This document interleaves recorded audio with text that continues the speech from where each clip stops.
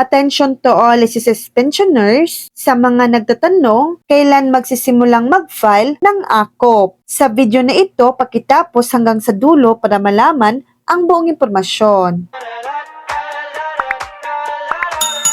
Kung ikaw ay naninirahan sa Pilipinas at 60 taong gulang pa lamang, hindi mo kailangang mag-file ng AKOP sa kasalukuyan. Mula noong Marso 2024, ang AKOP ay kailangan lamang para sa mga pensioner na 80 taong gulang pataas o kung hilingin ng SSS sa ilang particular na sitwasyon. Kung ikaw ay naninirahan naman sa ibang bansa, kailangan mong mag-file ng AKOP taon-taon sa unang quarter ng bawat taon para mapanatili ang iyong mga benepisyo. Mas mabuti pa rin na makipag-ugnayan sa SSS gamit ang iyong detalye ng aplikasyon para sa pinakakatumpakan at personal na impormasyon. So yan lang po ang latest update.